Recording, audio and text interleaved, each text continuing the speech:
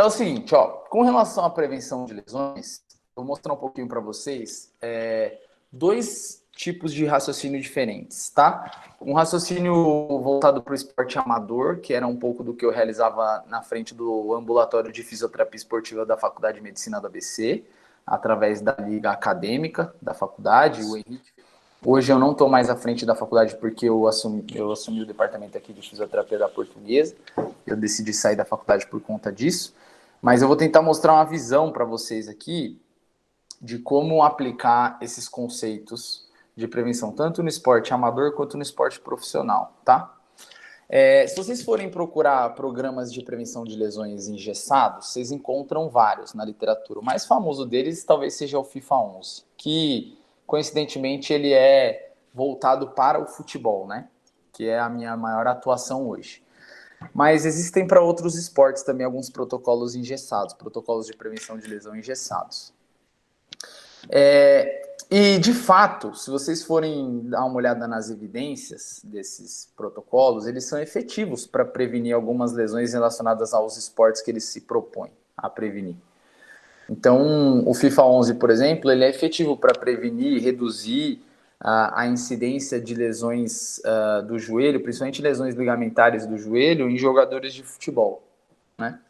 Mas, normalmente, esses protocolos, eles tendem a não ser globais para diversas lesões que a gente pode ter no dia a dia. Por exemplo, não é um protocolo muito efetivo para a prevenção de lesões musculares, que é o tema que a gente vai discutir hoje. Então, quando a gente quer fazer um trabalho de prevenção mais efetivo, existe um raciocínio, um algoritmo para que você siga, que tende a ser mais assertivo do que você utilizar um protocolo engessado de exercícios, tá?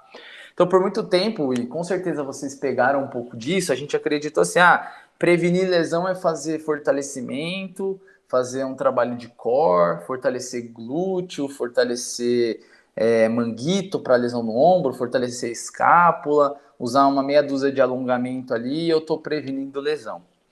Prevenir lesões é uma intervenção muito mais complexa do que você simplesmente controlar um fator, como, por exemplo, força, estabilidade, mobilidade. Então, a gente tem que ter um raciocínio muito mais global e, principalmente, um raciocínio que englobe as diversas áreas que possam participar desse processo, tá? O algoritmo que eu enxergo como ideal hoje para a prevenção de lesões é esse que está aí na tela para vocês, onde a gente tem que passar por 4 fases muito bem definidas, tá? A primeira fase é você entender, naquele grupo específico que você está trabalhando, quais são as lesões mais prevalentes, né? Qual a incidência dessas lesões. Então, o que seria a prevalência de lesões, né? Prevalências são quais as lesões que mais acontecem naquele grupo. E incidência, basicamente, quer dizer, com relação a um certo período, como que essas lesões acontecem. Então, prevalência as mais comuns e incidência em que momento que elas podem acontecer mais ou menos. Então, o primeiro passo para você fazer um bom programa de prevenção de lesões é entender de epidemiologia, ou saber quais são as lesões que mais acometem aquele público em que você quer abordar especificamente, certo?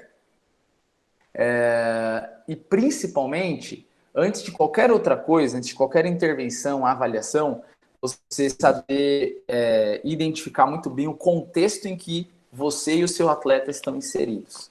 Então, a sua força de trabalho, por exemplo, quantos fisioterapeutas você tem para fazer o trabalho, quantos fisioterapeutas, preparadores físicos, nutricionistas, médicos você tem para fazer o trabalho, qual é a estrutura do local que você está, se ela proporciona você fazer um trabalho X ou não, você vai ter que fazer um trabalho Y, porque você não tem estrutura para fazer aquilo que você gostaria, ou que você acha que é ideal, você vai ter que adaptar.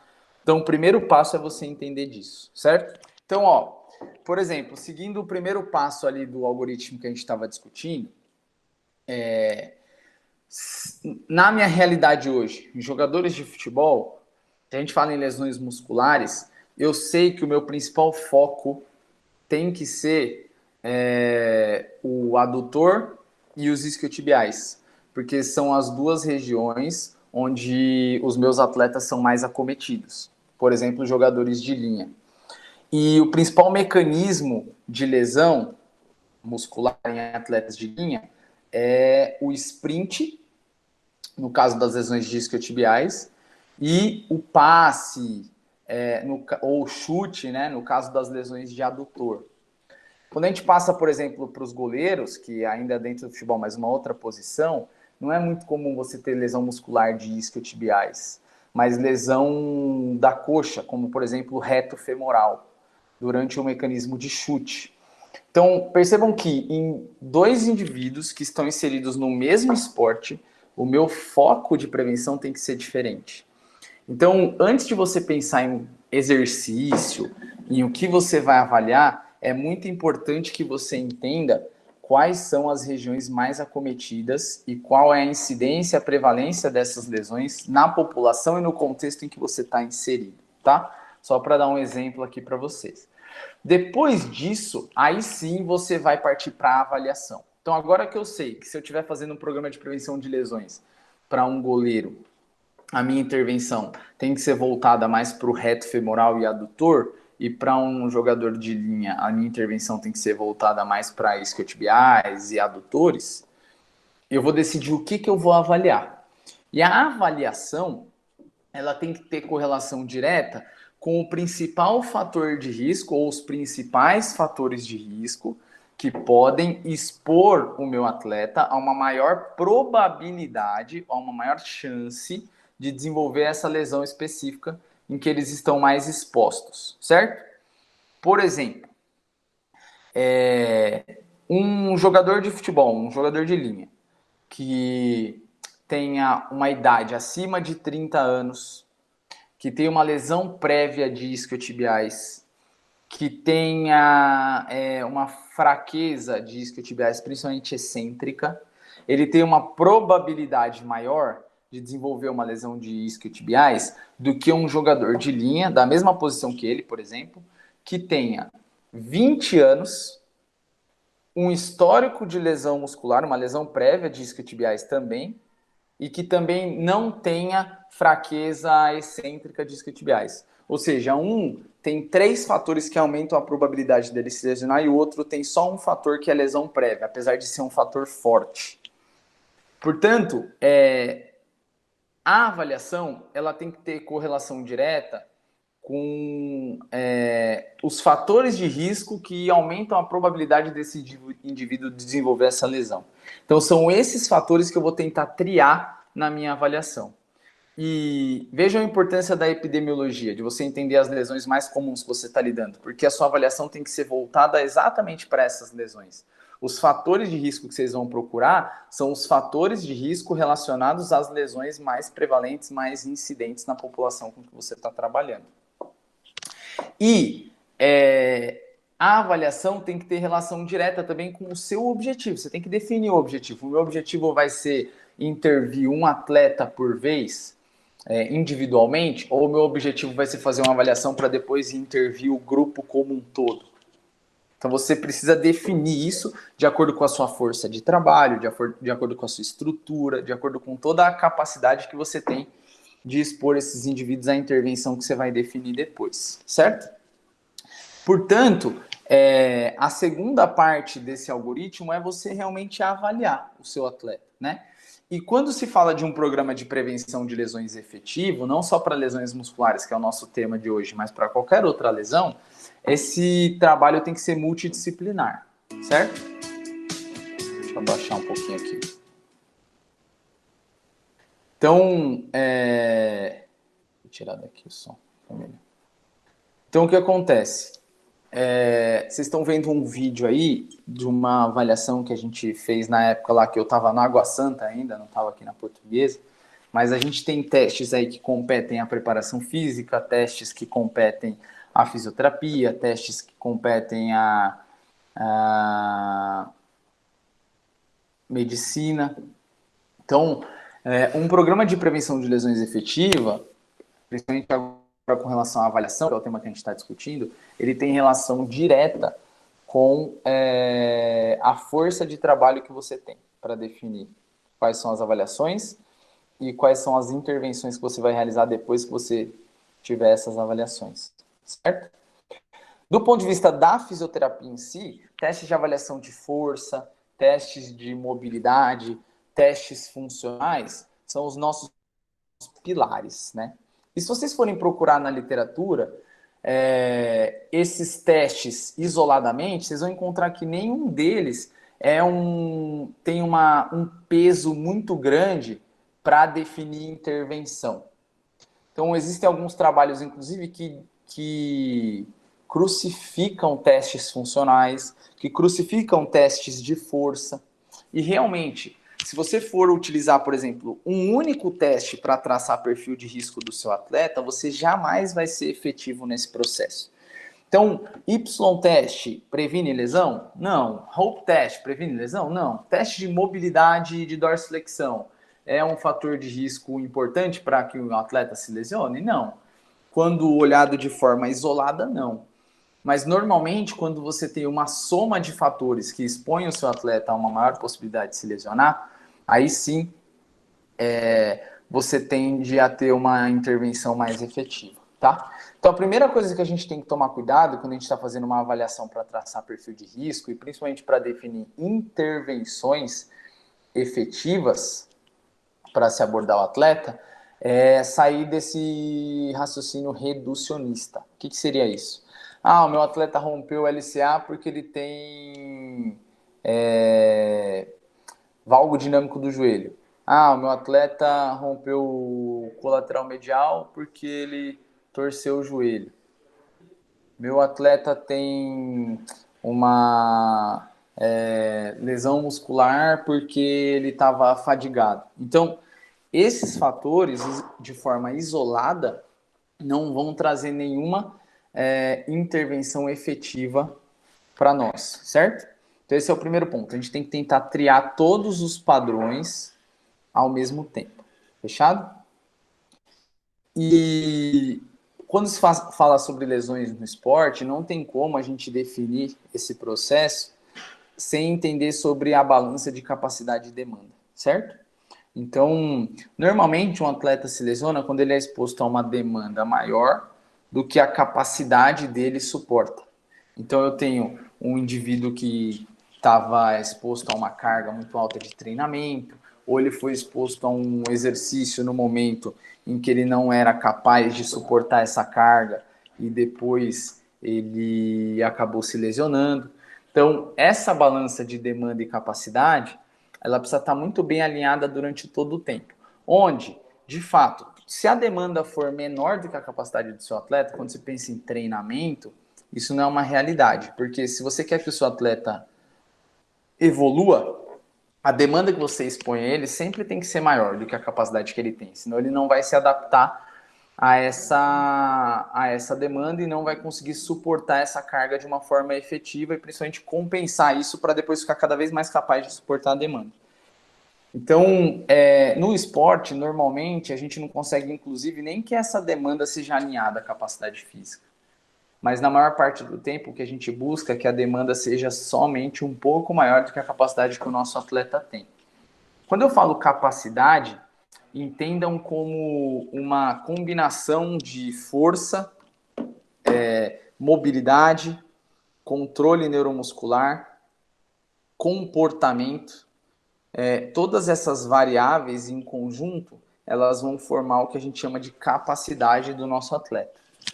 E quando a gente traça um perfil de risco do atleta, basicamente a gente está tentando identificar qual é a capacidade que ele tem de suportar a demanda do esporte que a gente está lidando, né? No caso aí, um esporte que possa expor ele a uma maior chance de ter uma lesão muscular, por exemplo. Além disso, entender das capacidades físicas ou avaliar ele como um todo, força, mobilidade, controle neuromuscular, padrão de movimento, se ele come bem, se ele dorme bem, variáveis relacionadas ao comportamento, é uma forma de você traçar um perfil de capacidade desse atleta e correlacionar com a demanda que ele suporta ao longo desse processo. O que automaticamente vai fazer com que você seja mais capaz de definir ou traçar um programa de prevenção de lesões mais efetivo. E a capacidade física, ela não vai ter relação só com um fator. Por isso que um cara que é fraco não significa que ele vai se machucar. Um cara que só tem um déficit de mobilidade não significa que vai se machucar. Então, normalmente é uma combinação de fatores que fazem com que ele tenha menos capacidade de suportar a demanda que você está expondo sobre ele.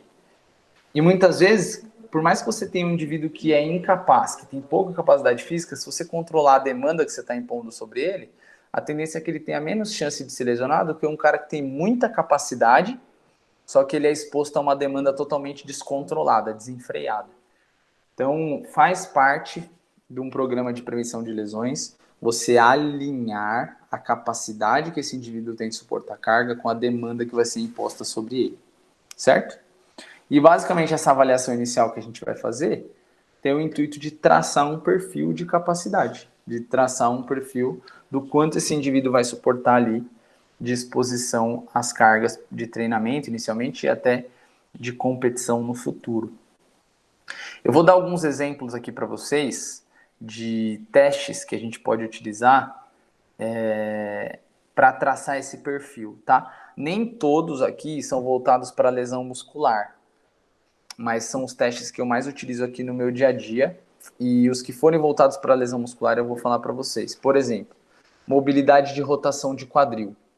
Um teste de um déficit de rotação interna de quadril, por exemplo, um déficit de mobilidade abaixo de 35 graus de rotação interna de quadril, associado à fraqueza de adutores, é um fator de risco para lesão muscular da virilha, da região da virilha, adutor, psoas e por aí vai. Se essa diminuição de rotação interna de quadril tiver associada à fraqueza de adução de quadril e também associada à limitação de extensão de quadril, como por exemplo uma restrição do teste de Thomas aqui, ó, isso também expõe o atleta a uma maior chance de sofrer uma lesão muscular. Então, percebam como que a gente vai alinhando e somando testes para definir se o nosso atleta tem uma maior probabilidade de ter uma determinada lesão ou não, certo? E para definir se ele tem uma mobilidade, uma força ideal ou algum déficit específico, você precisa de valores de normalidade, certo? Então, todos esses testes, ou os testes que vocês forem buscar utilizar na avaliação dos seus atletas, vocês precisam buscar valores de normalidade na literatura, né? Para que vocês possam fazer algo parecido com isso daqui, ó. Então eu tenho lá um teste de mobilidade de dorsiflexão. Qual que é o normal? Uma mobilidade abaixo de 35 graus indica que o indivíduo tem pouca mobilidade, então fica vermelho aqui. Mobilidade entre 35 e 40 graus é algo aceitável, mas não é o ideal, então fica laranja. Uma mobilidade acima de 40 graus é algo um pouco melhor, então ela vai tender a ficar um pouquinho mais verde aqui. O teste de Thomas, que eu mostrei para vocês, por exemplo, o indivíduo tem que ter pelo menos 1 grau de extensão de quadril. Se ele tiver com 0 graus, isso já é preocupante, principalmente se esse déficit for acima de 10 graus. Então, também vai traçar um perfil de risco relacionado a esse tipo de amplitude. Amplitude de rotação de quadril, a mesma coisa. Você precisa ter valores de normalidade para definir se aquele indivíduo está muito acima ou muito abaixo. Muitas vezes, estar muito acima do valor de normalidade não é ideal e também está muito abaixo, um déficit muito grande sobre esse valor, também não é o ideal, certo? Então, a gente vai traçar o perfil de risco através do entendimento dessas variáveis. Na avaliação de força, a mesma coisa. Putz, João, você está fazendo avaliação com dinamômetro isocinético, eu só tenho dinamômetro manual. Ou eu não tenho nenhum dos dois, eu quero fazer avaliação com uma repetição máxima. Dá para fazer avaliação? Dá. A única coisa é que você precisa procurar valores de normalidade na literatura. Daqui a pouco eu vou mostrar para vocês o algoritmo que eu tenho que é voltado para lesões musculares. Vocês vão ver lá os valores de normalidade que eu tenho para essas lesões especificamente. Vocês precisam buscar isso na literatura para saber se o seu atleta está muito abaixo ou ele está bem acima, para você conseguir traçar esse perfil de risco sobre eles. Beleza? Tanto para avaliação de quadril, quanto para avaliação de joelho, quanto para avaliação de força de ombro, se você quiser realizar.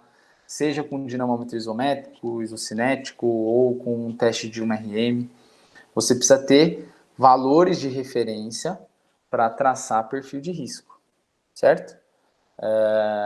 E vai variar um pouco do esporte que você está trabalhando, da lesão que você está buscando traçar o perfil de risco. Por isso que a primeira coisa é você entender contexto e a epidemiologia das lesões em que você está pensando em prevenir, certo? Com relação aos testes funcionais, a mesma coisa. Quais testes eu vou escolher? Depende do público que você está lidando, né? Ah, por que eu vou escolher um Y-teste? Ah, eu quero avaliar o quê? Estabilidade? Por que eu vou escolher um Hope test? Eu quero avaliar a capacidade que o meu atleta tem de absorção de carga. Eu vou avaliar a quantidade, que é a distância que ele salta, ou eu vou avaliar a qualidade, que é a forma com que ele aterriza, que é a forma com que ele absorve carga. Você tem que definir isso, e normalmente essa definição, de novo, vai ter relação com a lesão que você está buscando traçar um perfil de risco, certo? Vou dar um exemplo para vocês. Um teste aqui, ó, nesse último vídeo, de aterrissagem unipodal. É um teste que não traz muitas informações para o tema que a gente está discutindo hoje, para lesões musculares. Mas é um teste que, para dor anterior no joelho, que é uma outra lesão muito comum em goleiros, traz muitas informações. A forma com que ele aterriza, com que ele absorve a carga. Por exemplo, o indivíduo que tem estratégia de joelho para aterrissar, ele aumenta a sobrecarga anterior no joelho, aumenta a chance dele desenvolver uma dor femoropatelar, uma tendinopatia patelar. Se ele usa a estratégia de quadril, a tendência é que essa sobrecarga seja menor. Então, a probabilidade dele desenvolver uma lesão como essa também é menor. Então, vai depender muito da lesão que a gente está lidando, tá? Daqui a pouco eu vou mostrar para vocês quais são os testes que eu uso para lesão muscular especificamente. A ideia aqui é só vocês entenderem o raciocínio. Só para vocês entenderem melhor o raciocínio, esse artigo é excelente para explicar um pouco da complexidade das lesões e principalmente como a gente tem que pensar na hora de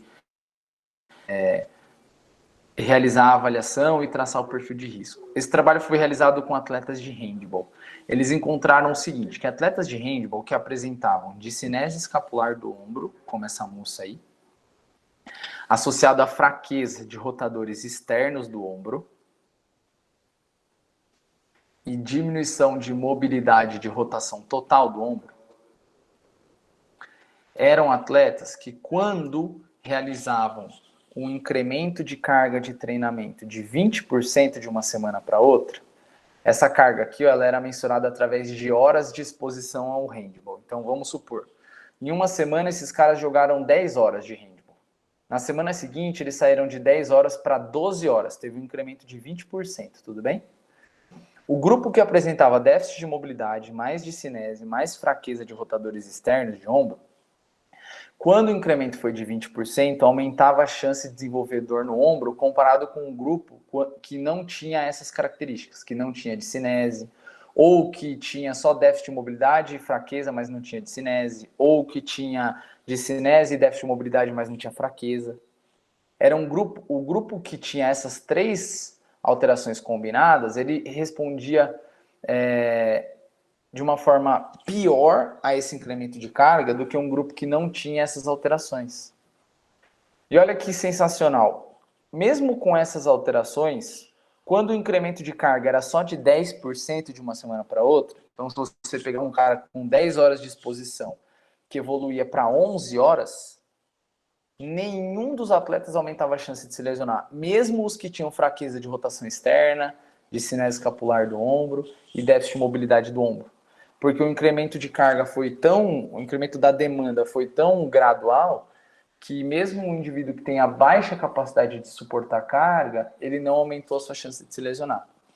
E olha como existe uma correlação entre os fatores. Quando o incremento de carga foi de 60%, você aumentou de 10 horas jogadas na semana para 16 horas jogadas na semana, não importa se ele tinha déficit de força, de cinese, mobilidade. Todos os atletas do grupo, os que tinham essas características combinadas, assim como os que não tinham, aumentaram a chance de se lesionar. Então percebam como não adianta só você fortalecer o ombro e achar que você está prevenindo lesão. Não adianta só você controlar um padrão de movimento e achar que você está prevenindo lesão. Não adianta você só fazer mobilidade e achar que você está prevenindo lesão. O controle tem que ser muito mais global, tem que ser multifatorial. Você tem que controlar todos os processos que você puder e que tiver na sua mão. Então, é basicamente isso que a gente tem que buscar na avaliação, traçar um perfil de todas as características daquele indivíduo para definir se ele está exposto a um risco maior ou não e modular como a carga vai ser imposta sobre ele. E mesmo assim, você vai diminuir muito a probabilidade com que uma lesão aconteça, seja ela uma lesão muscular, que é o nosso tema de hoje, ou qualquer outra, e pode ser, por um momento ali inesperado, que a lesão aconteça nesse indivíduo que tem baixa probabilidade e não aconteça no indivíduo que tinha uma probabilidade altíssima de que ela acontecesse. Mas a gente vai tentar diminuir probabilidade durante o tempo, todo o tempo, que tende a minimizar as lesões. Quando a gente fala de lesões musculares, que é o nosso tema de hoje, muitas vezes a gente não consegue diminuir a quantidade de lesões, mas se você conseguir diminuir a gravidade dessas lesões, isso já é excelente. Você diminui tempo de afastamento. Então, ao invés do cara ter uma lesão grau 3, ele tem uma lesão grau 1. Então, ao invés dele ficar ali 2 meses reabilitando, ele vai ficar 1 semana, 2 semanas. Isso também é uma intervenção efetiva. Você diminui o tempo de afastamento, você faz com que o atleta fique menos tempo fora da sua atividade, do seu trabalho, por aí vai. Beleza?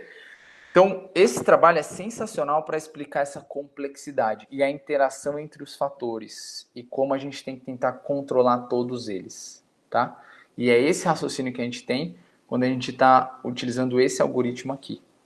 Porque as intervenções que a gente vai realizar, elas precisam ser estratégias efetivas para modificar os achados dos fatores de risco que a gente triou.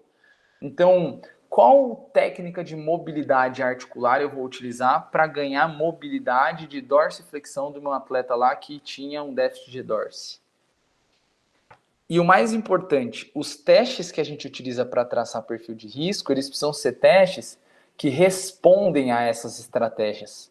Porque imagina que eu uso um teste e vejo que o cara tem déficit de dorsiflexão, e aí eu abordo com uma manobra de mobilidade de dorsiflexão, só que o meu teste ele não responde a essa manobra. Ele não é efetivo em identificar se houve uma mudança ou não, se houve um ganho de mobilidade ou não, por exemplo. Então isso também tem que ser levado em consideração na avaliação. Da mesma forma que as estratégias, as intervenções que você vai definir para utilizar com o seu atleta, elas precisam ter relação direta com os fatores de risco desses atletas. Certo? Portanto, quando você traça um trabalho para definir o perfil de risco dos seus atletas, você precisa levar em consideração milhões de variáveis, todas que você achar que são relevantes. E principalmente tentar montar um sistema de pontuação onde você leva em consideração todas elas, tá? Vou mostrar aqui para vocês um exemplo do que eu tenho aqui, ó. Que eu tenho aqui na portuguesa. Então aqui a gente tem atletas que estão no grupo vermelho, grupo laranja e grupo amarelo, tá? Os atletas que estão no grupo vermelho são os atletas que têm entre 4 a 6 pontos. Os que estão no grupo laranja são os atletas que estão ali entre 3 pontos. E os que estão no amarelo são os atletas que têm 2 pontos. Então o que acontece? Os atletas que... Como é que eles vão somando pontos? Por exemplo, um indivíduo que tem acima de 30 anos, ele já soma um ponto. Porque na maior parte das lesões que a gente lida no dia a dia, que são lesões de sobrecarga, indivíduos acima de 30 anos, esse é um fator de risco forte para desenvolver uma lesão. Então, um atleta que tem mais do que 30 anos, ele tem mais chance de desenvolver uma lesão por sobrecarga do que um atleta que tem menos do que 30, né? Da mesma forma que um outro ponto que vocês podem levar em consideração são as lesões prévias. Então, um atleta que já teve, por exemplo, uma lesão muscular de isquiotibiais, ele tem mais chance de ter outra lesão de isquiotibiais do que um atleta que nunca teve. Um atleta que tem mais do que 30 anos, já teve uma lesão muscular de isquiotibiais, ele tem mais chance de ter uma lesão muscular de isquiotibiais do que um atleta de 20 anos que já teve uma lesão de isquiotibiais. Porque esse primeiro tem 2 fatores que expõem ele ao risco. Ter mais de 30 anos e ter uma lesão prévia. O outro tem só um fator, que é a lesão prévia. Sendo que os 2 principais fatores de risco para a lesão muscular são esses 2 fatores, que não são fatores de risco modificáveis, né? Então, o indivíduo ter mais de 30 anos e ter uma lesão prévia. São os dois fatores que pesam mais para que uma lesão possa acontecer de novo, no caso, a lesão muscular. Tudo bem? E não são fatores modificáveis, não tem o que a gente fazer. Isso aí aconteceu na vida dele e a gente vai ter que lidar com isso. E aí a gente tem outros fatores que podem influenciar. Por exemplo, esse atleta teve um atendimento recente por uma lesão de sobrecarga. Então ele faz uma semana que ele saiu do departamento médico. Ele tem mais de 30 anos, já teve uma lesão de isquiotibiais e faz uma semana que ele saiu do departamento médico que ele estava tratando uma lesão de panturrilha. Já é outro ponto para ele. Beleza? Aí ele tem déficit de mobilidade. Por exemplo, um déficit de mobilidade de rotação interna de quadril, que expõe ele a um risco maior de lesão de adutor. Outro ponto. E quando a gente fez a avaliação de força com ele, a gente encontrou adutor e fraqueza de isquiotibiais. Mais 2 pontos, um para fraqueza de adutor, outro para fraqueza de isquiotibiais. Sendo que de todos esses déficits que ele tem, os que mais pesam são idade e lesão prévia. Certo? E aí a gente vai somando os pontos e definindo qual grupo que ele tá. Se ele é um cara que eu tenho que ter menos cuidado na hora de administrar carga sobre ele, porque ele tem poucos fatores que aumentam a chance dele se lesionar, ou se é um atleta que eu vou ter que ir mais devagar, preparando ele aos poucos, acumulando carga com ele aos poucos ao longo do processo. Beleza? O objetivo da avaliação é fazer isso, traçar perfil de risco. Depois a gente vai definir o que a gente vai fazer com esse perfil. Como que a carga vai ser administrada em cima dele, que depende muito mais da preparação física do que da fisioterapia. Quais são as intervenções que a gente vai utilizar com ele do ponto de vista preventivo. Se a gente vai fazer trabalho de mobilidade, de força, ou os dois, ou nenhum dos dois.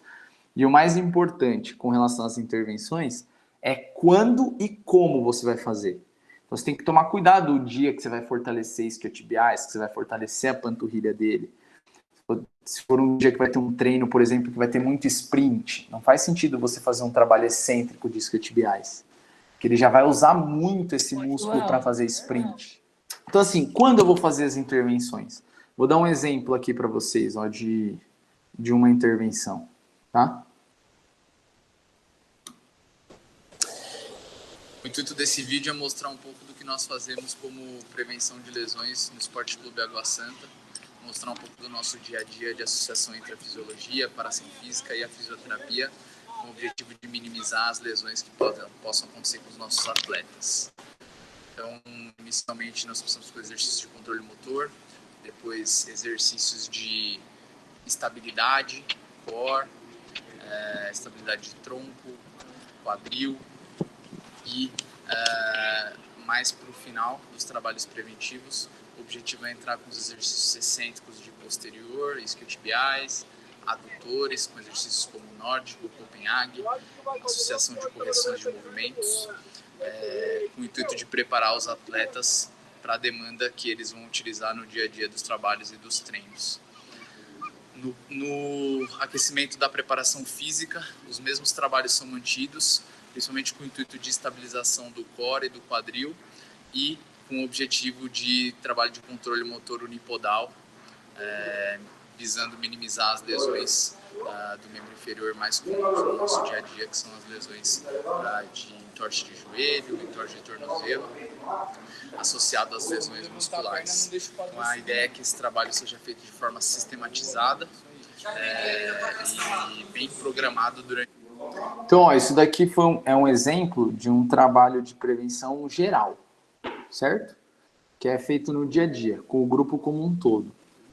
Então, essa pode ser uma das intervenções que vocês podem utilizar. É um trabalho de prevenção geral. E não impede que você complemente isso com um trabalho individualizado, tá? Então, vou dar um exemplo aqui para vocês. Peraí que eu apertei um botão sem querer. Então, aqui eu tenho um trabalho individualizado. Por exemplo, um atleta que teve uma lesão prévia de ligamento cruzado posterior esquerdo, uma lesão muscular na posterior direita e uma lesão muscular na posterior esquerda. Só pelas lesões prévias dele, eu já sei que eu tenho que dar um foco nos isquiotibiais dele. Então, fortalecimento de isquiotibiais entra aqui no programa de prevenção individualizado. Ele pode fazer aqui no grupo, mas individualmente eu vou abordar isso em alguns momentos com ele. Associado a isso, um fortalecimento de glúteo, por exemplo, que é uma intervenção complementar ao fortalecimento de isquiotibiais quando você quer prevenir lesões de posteriores de coxa. E aqui vocês encontram o fortalecimento de adutor dele. Pode estar correlacionado provavelmente com um déficit de força encontrado nos adutores nos testes, é bem provável. E um trabalho de mobilidade dorsiflexão de tornozelo, que também deve ter encontrado ali um déficit de mobilidade de dorsiflexão. Então, esse é um trabalho individualizado de um atleta que vai ser totalmente diferente desse outro atleta aqui, que a lesão prévia dele foi só uma reconstrução da LCA direita em 2017, o que é um fator de risco para uma lesão muscular de isquiotibiais. Por isso que tem aqui o fortalecimento de isquiotibiais à direita, não bilateral. Não preciso focar tanto na esquerda. O que ele já vai fazer normalmente no dia a dia já vai ser efetivo para isso, entendeu? Pode falar. A área doadora também entra nisso? Isso, então, ó, um fator de risco para a lesão de isquiotibiais é uma reconstrução da LCA, com a área doadora de isquiotibiais, com a lesão, com o enxerto dos flexores. Entendeu? Então, sem avaliar força, sem nada, eu sei que eu tenho que dar um foco aqui para ele. Entendeu? E aí o fortalecimento de glúteo é a mesma coisa, só que ele é goleiro, então ele também tinha a presença de discinese escapular do ombro, fraqueza de rotadores do ombro. Então eu tenho que trabalhar com o fortalecimento desses músculos também. Então, se fosse de patelar aí, ia ser diferente, ia ser quadríceps. Isso, aí aumenta a chance de uma lesão de reto femoral, principalmente. Luguei aqui, meu. Uma lesão de reto femoral, por exemplo, certo? Então, você tem que levar em consideração as lesões prévias desse atleta ao longo do processo, entende? E aí você vê que o trabalho desse daqui é totalmente diferente desse, por conta do histórico de lesões, a posição, né? Porque é um goleiro, então vai ter outras exigências. Vou pegar o exemplo que você deu. Vamos supor que ele teve um enxerto de tendão patelar. E lembra que uma das lesões mais comuns lá, musculares no goleiro, era o reto femoral por conta de chute, tiro de meta e etc. Então, um trabalho que busca intervir sobre o quadríceps é interessante nesse caso, por exemplo. Entendeu? E aí você vai somando os fatores. Então, depois que você definiu as intervenções, você precisa definir como você vai aplicar isso. Por exemplo, eles fazem aquele trabalho geral que eu mostrei para vocês. Mas e os específicos? Quando eu vou fazer? Eu não vou fazer um trabalho de isquiotibiais no dia que vai ter um treino de alta intensidade, porque ele já vai usar muito essa região. Eu não vou utilizar um trabalho de panturrilha no dia que eu vou ter um trabalho de alta intensidade. Certo? Então você precisa levar isso em consideração também. E outra coisa, a última fase desse processo é você reavaliar. Então, não vi quem foi que me perguntou da reavaliação, mas foi muito feliz, porque não adianta eu intervir e não definir se as minhas intervenções estão sendo efetivas. Então eu preciso reavaliar, replicar esses testes para ver se as intervenções que eu fiz foram suficientes para modificá-los, para modificar esses fatores de risco. O que faz com que se eu conseguir modificar, quer dizer que eu estou diminuindo a probabilidade do meu atleta se lesionar com uma intervenção efetiva. E isso faz com que eu tenha que reprogramar o trabalho ou não, né? Ou eu tenho que definir as minhas intervenções de novo ou não, certo? Isso tem relação direta com o processo. Então, reavaliar é muito importante. E aí é aquela coisa, vou reavaliar, é um déficit de força, vou reavaliar. Normalmente você vai reavaliar depois de 1, 2 meses. Um déficit de mobilidade. Você fez ali 2 semanas de um trabalho de mobilidade, reavalia. Para ver se tem necessidade de ficar fazendo mobilidade todo dia, ou se você faz 3 vezes por semana, ou você não precisa fazer mais, faz uma vez por semana só para manter. Isso faz parte do processo também. Até para você ter que focar em outras variáveis que possam ser mais importantes ou não. Beleza? E também faz parte da reavaliação as apresentações clínicas desse indivíduo. Então, o que ele está te contando do dia a dia do treino dele? Como ele está respondendo às cargas? ele tem relatado queixas recorrentes. Essas queixas são correlacionadas com as lesões prévias que ele já tinha ou não? São outras queixas, outras lesões. Isso também vai guiar o seu trabalho. Esse trabalho tem que ser dinâmico, não pode ser engessado. Esse é o ponto, entendeu? Aqui eu tenho alguns gráficos de gestão de risco no departamento, onde eu tenho aqui, ó, aqui eu apaguei o nome dos atletas, né? Mas eu tenho número de atendimento realizado por atleta na última semana. Então eu sei qual atleta que mais passou aqui. Número de atendimento realizado por posição. Qual atleta que passou mais, qual posição que mais passou no departamento médico. Qual a queixa mais comum? Joelho, coxa, quadril. E qual é o diagnóstico mais comum dessas queixas? Lesão ligamentar, tensão muscular, dor articular, tendinopatia, trauma. Por que é importante você ter esse dashboard, essa visão do seu grupo de atletas? Em cima dessa visão, você está fazendo a primeira fase do algoritmo, que é definir quais são as lesões mais comuns e como que os seus atletas estão recebendo as cargas de treinamento. E principalmente, como que eles estão respondendo a essas cargas. Se isso está sendo benéfico ou não para eles, ou qual articulação que eles estão sentindo mais a carga, que talvez a preparação física tenha que focar mais nos trabalhos de força ou nos trabalhos de mobilidade, ou em determinado momento eles estão recebendo carga demais em uma determinada articulação, talvez tenha que ser melhor dosado essa exposição pela preparação física ou não. Então, isso é muito importante. A comunicação entre a equipe de trabalho é primordial. Então, reuniões recorrentes para definir processos é muito importante. E o mais importante é, dinamicamente, você ir alterando as suas intervenções, certo? Onde estratégias de recovery, por exemplo, também fazem parte do processo. E dentro das próprias estratégias de recovery, você pode definir as intervenções ideais para cada indivíduo, né? E dinamicamente também alterando as suas intervenções de acordo com as queixas de cada um deles. Essa forma de intervenção individualizada, levando em consideração a gestão do processo, dos riscos, é muito mais efetiva do que um protocolo engessado de lesões. O que não significa que um protocolo de prevenção de lesões engessado não vá funcionar. Ele até funciona em muitos momentos, inclusive a literatura demonstra isso.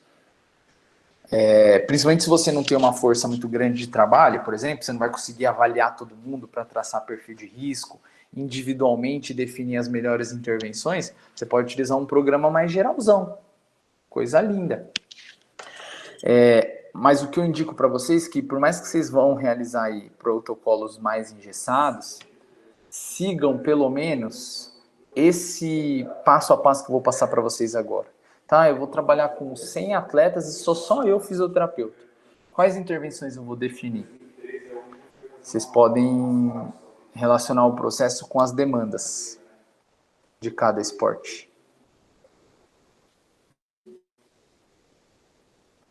Então, um atleta de sprint, por exemplo, as lesões mais comuns são lesões disciotibiais, certo?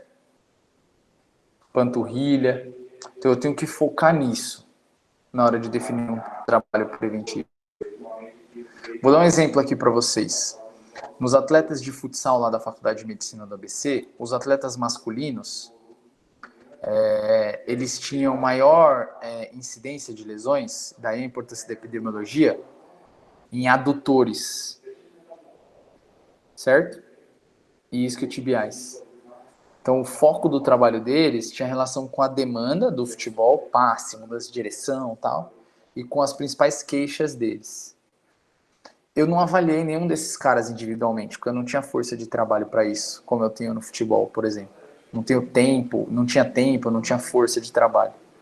Mas eu sabia que a principal necessidade deles eram esses exercícios.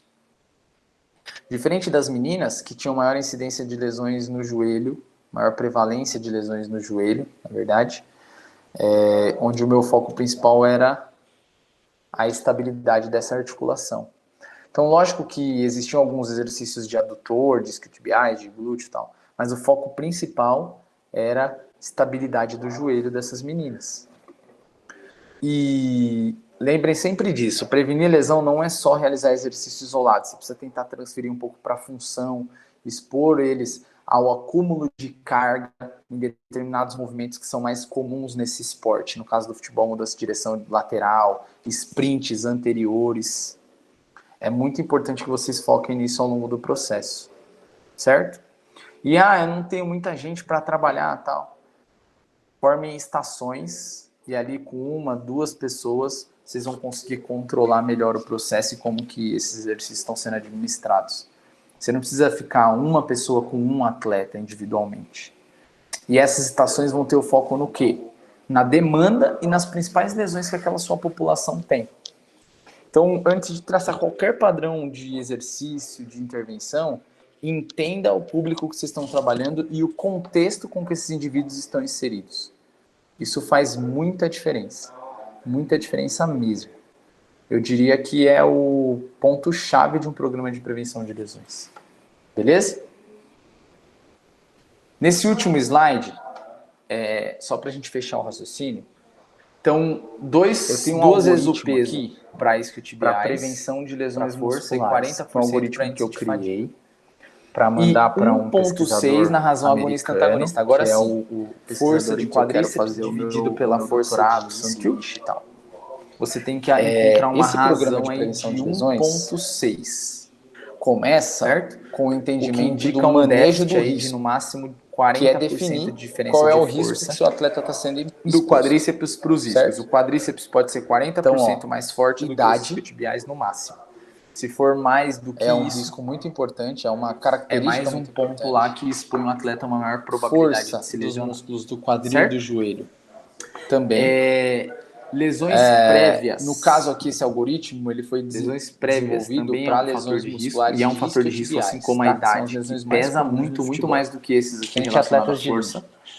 Então, lesão prévia de panturrilha, de LCA, eles precisam ter e de isquiotibiais, 3,5 expõe o atleta a uma maior chance de se lesionar também. O peso deles para a extensão do joelho. E do o monitoramento então, do atleta diário, né? 100 quilos, ele precisa gerar 350 newtons. Fadiga ao longo do processo. Isso 350 newtons. Ele é um risco maior. Na dor e desconforto muscular no isocinético. O atleta tem mais chance de desenvolver uma lesão que é para força de isocinético. Com dor, com nenhuma sensação de e a razão agonista-antagonista, que é a diferença de déficits funcionais relacionados à dor. Então ele está correndo, mancando. Ela tem ele está tirando o peso da perna para correr. Então, quando você faz a divisão da força de quadríceps pela a partir do momento que você traçou esse perfil de risco, da força de glúteo, na verdade, desculpa, relacionadas à a razão agonista antagonista. E aí, quais são os exercícios que a gente mais utiliza se o intuito é prevenir lesões a força de quadríceps? Se divide pela de novo, esses exercícios e a dose, o valor que forma, quando e como eles vão ser administrados, vai depender muito disso. Aí é aquela coisa, valores de normalidade. Ele está recebendo a carga, a capacidade que ele tem de receber a carga, quais fatores ele tem valores, tem um ponto que positivos ou não, maior.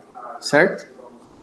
Então aqui, ó, isquiotibiais, gerar pelo menos como intervenções preventivas, a gente precisa flexão de joelho, exposição gradual ao esporte e então, quando a gente avalia a fadiga mais lesão do que o acúmulo de carga daquele 40%. Então, para lesões musculares principalmente, como que a gente avalia a fadiga nos isquiotibiais acontece como? A gente faz dando sprint. Como que você previne lesões isquiotibiais? O isocinético divide a média e acumulando carga de primeiras que ele gerou de lesão força, muscular de adutor pela média durante das 15 últimas que ele gerou de força. Como que você previne lesão de adutor? Essa diferença, né? Essa proporção de queda pode ser no máximo de 40%. Só que isso precisa ser feito de uma dose ideal que vai gerar adaptação comparando as últimas 15 repetições com as primeiras 15 repetições. Ao invés de ser administrado numa dose acima do que ele suporta, que pode expor ele a um risco maior. Exercícios pliométricos são importantíssimos em lesões musculares. Então, salto bilateral, salto unilateral, que exijam absorção de energia, são primordiais, certo? Exercícios excêntricos são muito importantes, então os nórdicos, principalmente para isquiotibiais, são muito utilizados. São exercícios simples com o peso do corpo que podem ser utilizados sem academia, sem grande estrutura, numa região por exemplo, num campo aberto, principalmente para trabalhar ali a dominância de joelho, e os deadlifts, né, o stiff, bom dia, que são exercícios excêntricos também para isquiotibiais, mas que tem a dominância de quadril. Então você trabalha tanto a região proximal nos deadlifts, quanto a região distal no nórdico. E a progressão da razão aguda e crônica, que é uma forma de controle de carga de treinamento. Eu vou discutir um pouco sobre isso, mas teria que ser uma aula só sobre controle de carga, tá? Se vocês tiverem intuito de estudar um pouco mais sobre isso, no meu canal do YouTube lá, eu tenho uma aula só sobre controle de carga, e vocês podem procurar os artigos do professor Tim Gabbett. E aqui, uma razão aguda e crônica, que é uma divisão entre a carga que o indivíduo tem acumulada pela carga que ele vai fazer atualmente, de 1,5 de uma semana para outra no máximo de evolução, tá? Tem relação direta com o monitoramento aqui, ó, de como ele está recebendo as cargas. Principalmente de sprint, que é algo que, quando administrado ao atleta de uma forma desenfreada, expõe ele a um risco muito grande de desenvolver uma lesão de isquiotibiais, já que é o principal mecanismo de lesão dessa musculatura, certo? Então percebam que a prevenção de lesões, ela tem relação direta com a exposição ao movimento que normalmente lesiona. A única diferença é que quando você está construindo o atleta para ele ficar cada vez mais robusto, mais capaz de suportar carga, você está dosando muito bem como você está administrando sobre ele o mecanismo da lesão, que é o que vai fazer com que ele se adapte a esse mecanismo e suporte esse mecanismo no momento em que ele for exigido.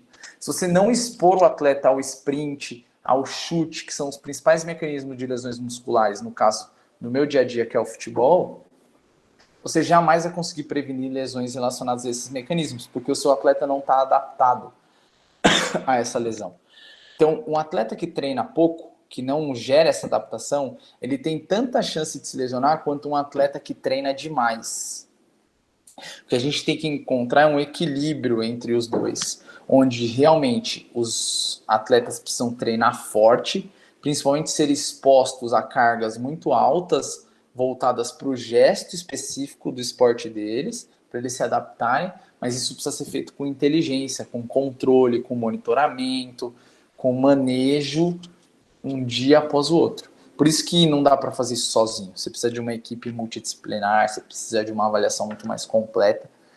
E é exatamente por isso que fortalecer glúteo, fazer core, fortalecer manguito não previne lesão de nenhuma articulação de forma isolada. É muito mais complexo do que parece.